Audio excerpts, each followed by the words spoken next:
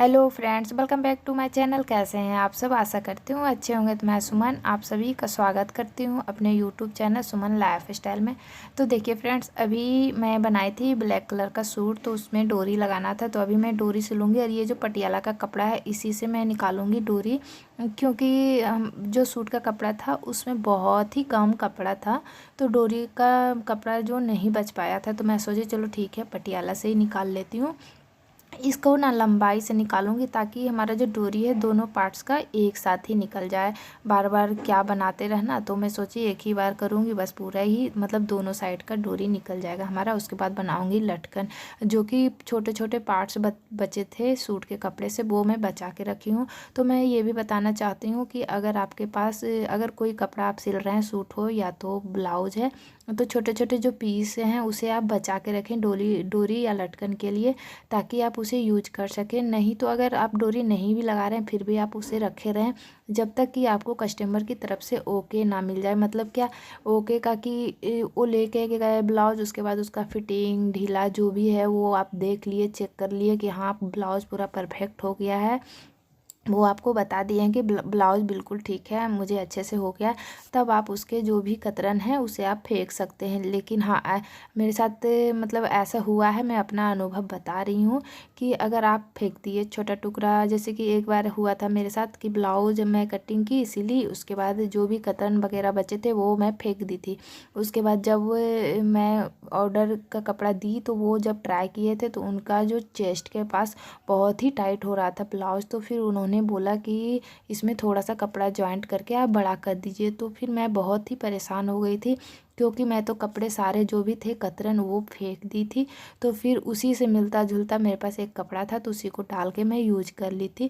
इसीलिए मैं आप सभी को भी बताना चाहती हूँ कि अगर आप ऐसा करते हैं तो आप बहुत बड़ी मुसीबत में फंस सकते हैं। तो ऐसा बिल्कुल भी ना करें। जब तक कि आपका कस्टमर की तरफ से ओके ना हो जाए तब तक आप कोई भी कतरन का पार्ट्स नहीं फेंकें। ये बेस्ट ऑप्शन है और अच्छा तरीका है आपको कस्टमर को बनाए रखने का।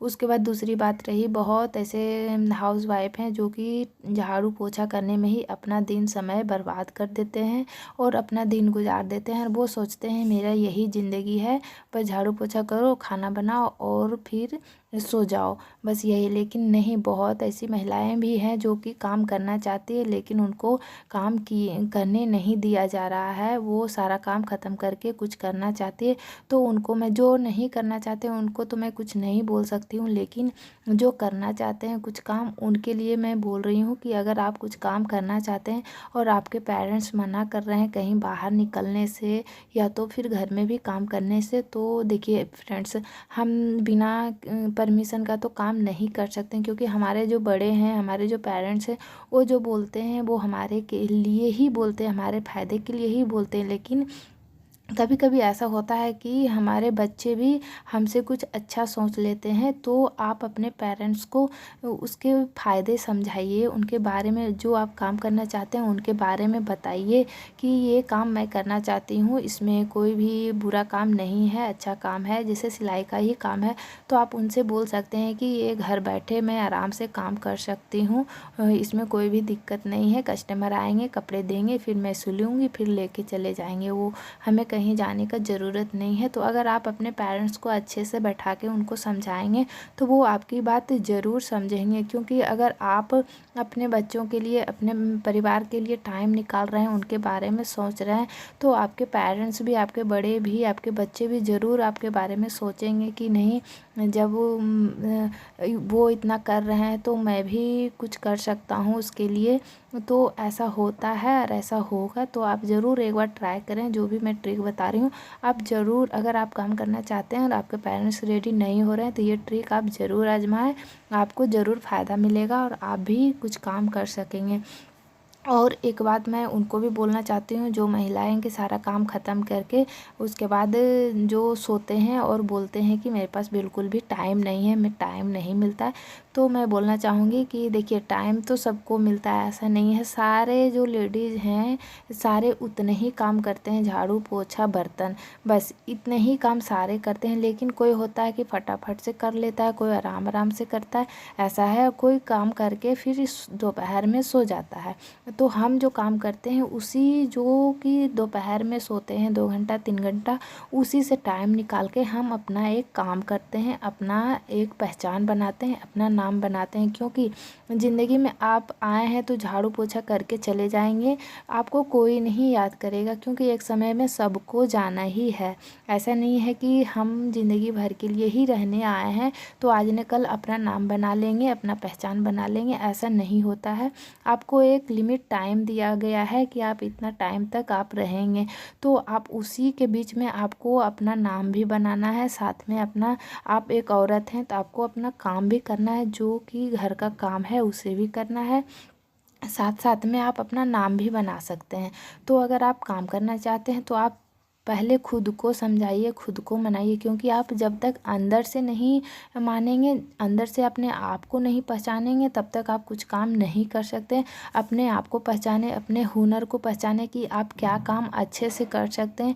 कि बहुत ऐसी महिलाएं जो कि डांसिंग में अच्छा रहता है, ड्राइंग में अच्छा रहता है, और किसी किसी को तो मतलब सारे काम ही अच्छे लगते हैं, तो उनमें से जिसको जो अच्छा लगता है वो कर सकते हैं। देखिए बहुत ऐसी महिलाएं घर बैठे ट्यूशन पढ़ा रहे हैं, या तो ड्राइंग डांसिंग सब सिखा रहे हैं। तो अगर घर बैठे महिलाएं अगर काम करना चाहते हैं तो उनको बहुत सारे काम मिल सकते हैं।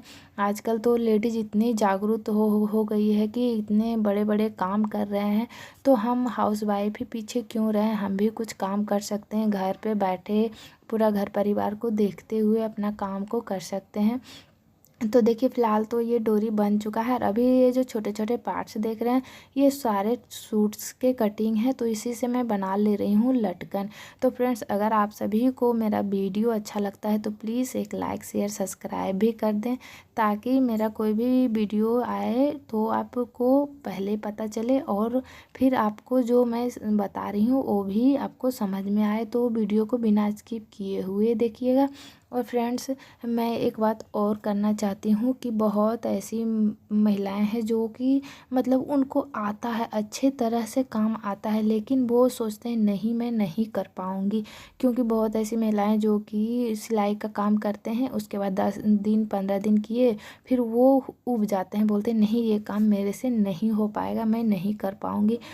तो उनको मैं बोलना चाहूँगी ये सिलाई का काम जो है ये थोड़ा सा अपने माइंड को शांत रख के करने का काम है। इसमें थोड़ा सा अपना अटेंशन देना होता है, आपको थोड़ा सा पेशेंस रखना होता है, क्योंकि ये जो सिलाई का काम है बहुत महीन काम है। इसमें आप पेशेंस रखिएगा तो ही कर पाइएगा, क्योंकि इसमें छोटे छोटे से मिस्टेक बड़े बन जाते हैं। क्योंकि छोटा सा ही फिटिंग अगर आप थोड़ा सा मिस्टेक करेंगे, हाफ इंच 1 इंच, तो उसमें आपका ब्लाउज बिल्कुल भी ख़राब हो जाएगा। तो इसमें थोड़ा सा पेशेंस रखें।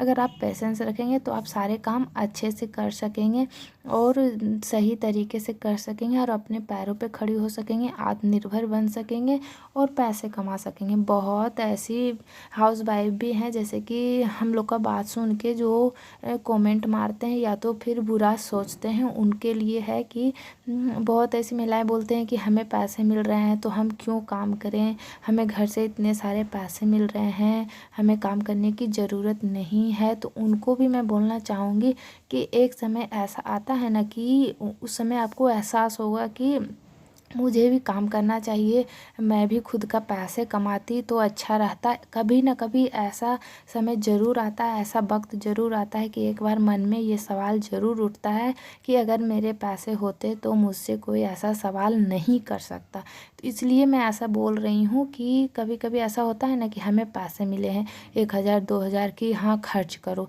तो हम तो खर्च कर लेते हैं खुले मन से, जो मन वो खरीद लेते हैं। लेकिन बाद में फिर हमसे पूछा जाता है कि ये सामान मतलब ये इतने पैसे कहाँ खर्च किया, क्या ख़रीदा, ये पूछे जाते हैं। जितने भी हाउस वाइफ होंगे उनको पता होगा कि एक बार ज़रूर पूछा जाता है कितने पैसे क्या किए हैं। ऐसा तो कभी नहीं होता है कि कोई नहीं पूछता है कि आप इतने पैसे कहाँ खर्च किए हैं।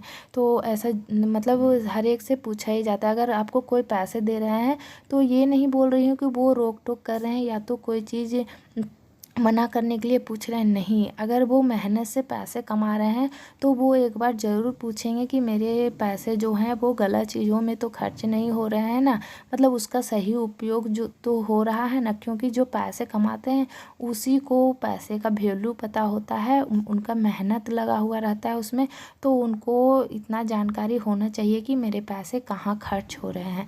तो उनका पूछना भी जायज़ होता है कि वो कुछ गलत नहीं पूछ रहे हैं।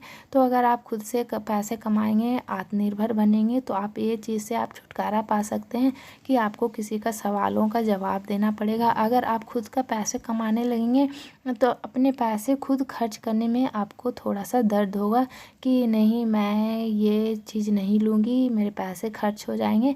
ऐसा मन में एक अनुभव आ जाता है अपने पैसे को लेकर के।